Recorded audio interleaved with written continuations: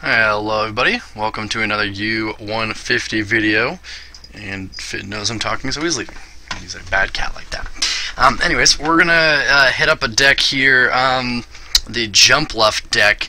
I really don't know how good this is. I haven't done any testing with it, and it's kind of just theoried, as are most of my U150 decks, because if it was up to me, I'd play it constantly. However, nobody lets me.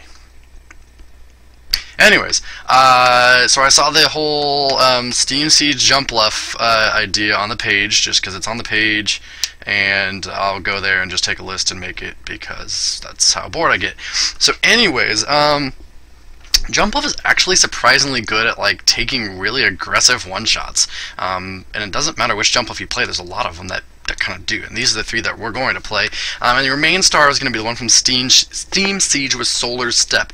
The attack does 20 damage times the number of your remaining prize cards. Now on the turn 1 of the game, you're going to be doing 160 damage. That's a lot for a turn 1 swing, and if you can keep that sort of consistent damage up, I think you can be able to out prize trade them. None of the cards in this deck are EX except for Shaman EX, because we play that. But other than that, all the Jumpluffs are non-EXs, so that's really, really cool.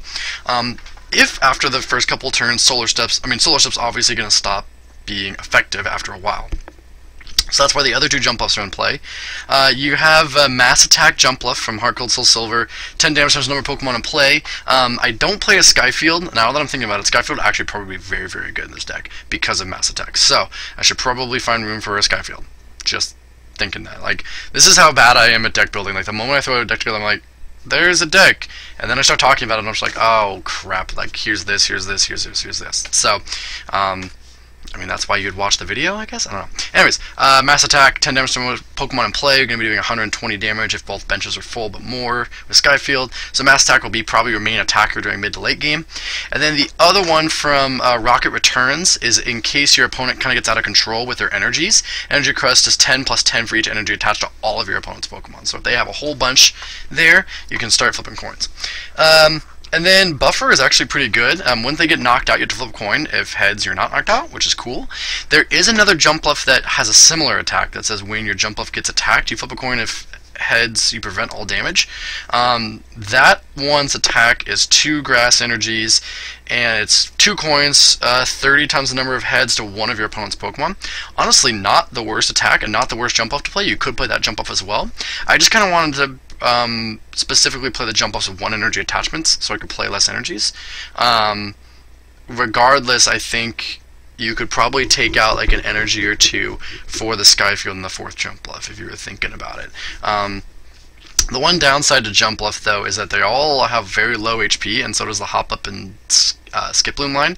So the way I decided to build this deck was more aggressive, even though it's not as aggressive as it could be. I think the build could probably change to be even more aggressive. Like, I don't play every draw item there is in the game, but I think that you could even play more draw items just to try to get turn 1 Jumpluff, or rather turn 2 Jumpluff, and just start swinging, and hopefully you outspeed your opponent. Yeah. So here are the Skiplooms and Hop-Ups that I chose.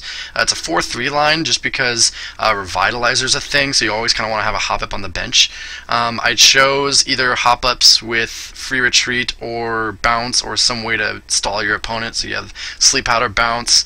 Sprout actually is Free Retreat and searches your deck for a Hop-Up, which is awesome. That's like the best Hop-Up to play, which is a weird thing to say. And then the other Hop-Up has Buffer. Same with the Skiploom from the same set. They all have Buffer, which is kind of cool.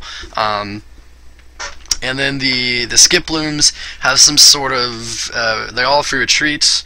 I'll have maybe some sort of stall or switch, so those are the ones that I decided to play. Nothing special there. Then your backup attackers, quote-unquote, or the other stuff that's specific to this deck. You have Shaman EX for Revenge Blast. Late game, you're going to just start swinging like crazy with this thing. So you kind of have this change of pace Shaman. Like, you know, you're going to have the Jumpluff from Steam Siege, and then you're going to go into the Jumpluff from Heart Gold Soul Silver, and then endgame you're going to swing with Shaman EX.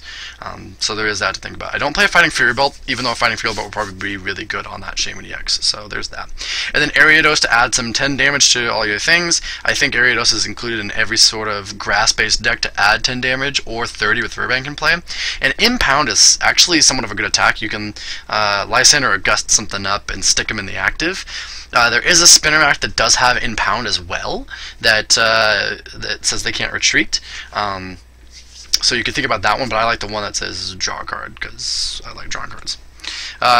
Same old here. These 6 cards will be in every one of my deck for consistency purposes. I don't see any reason not to play any of this stuff. I play less supporters in this deck because I want to go speedy. So in that regard, you could drop the Porygon line from the Great Encounters Porygon. Or you could drop all Porygons completely and add even more drawing items, and just play like the 4 cards that I don't play. Let's say you could have Bike, you have Bicycle, Roller Skates. The other 2 Blaine's Quizzes I didn't include.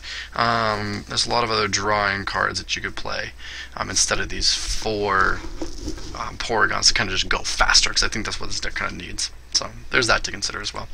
And then nothing special here. Lapras, Dunsparce, Uxie in every deck, and then Spiritomb because we're playing evolutions. Really good to strike and run into Spiritomb if for some reason your opponent's getting a little out of hand. Yeah, you want to go quick and you want to start getting evolutions as soon as you possibly can. So Spiritomb might not be the best starter, but it's an oh crap situation sort of thing where you can fall back to the Spiritomb. 13 grass energies. I think that might actually be a little bit high, to be honest.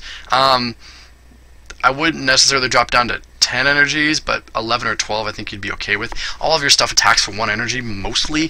Ariados and Shaman might be the only other ones, but hey, 1 energy attackers, go wild. Supporters, if you noticed in my last video I was talking about Kukui and I'd change it for Iris.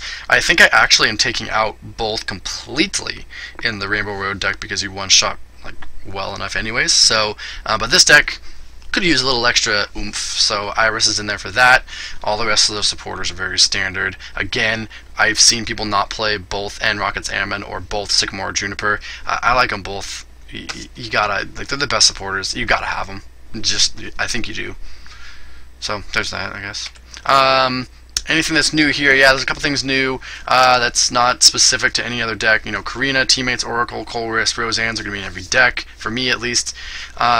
Judge is a good way to, you know, this is kind of a pacing deck. You know, you want to go quick, but you still want to have like the situations where if your opponent is either outspeeding you or you fall behind, you want to be able to slow them down a little bit. And I think Judge kind of satisfies that condition a wee bit. Brimey's over AZ because none of your stuff is EXs, so keeping all of the stuff that you bring back to your hand is nice.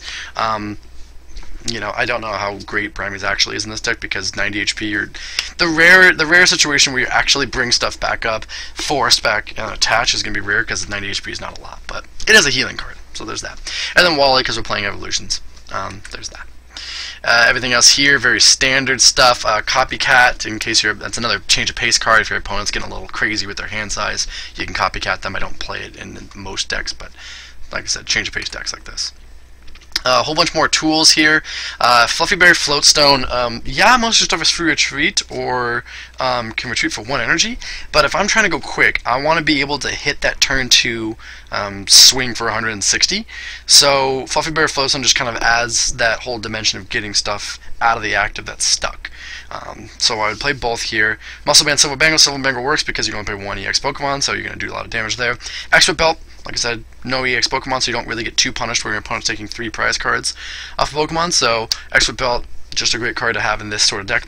And then Rescue Scarf, because you do play 2 effects that everything evolves back up between Forest and Broken Time Space, so it's really easy. You know, 90 HP, your stuff's going to get knocked out pretty quickly, but if you have a Rescue Scarf there, you can bounce it back, evolve up, attach, and swing it again. It's all about taking that loop, as many turns in a row that you can attack as possible. Stadiums, like I said, Forest and Broken Time Space. It's nice. Broken Time Space is already one of the best evolution cards that's ever been printed ever. So to have essentially 2 copies of them in your deck is really nice. You're going to play that in any sort of grass-based deck.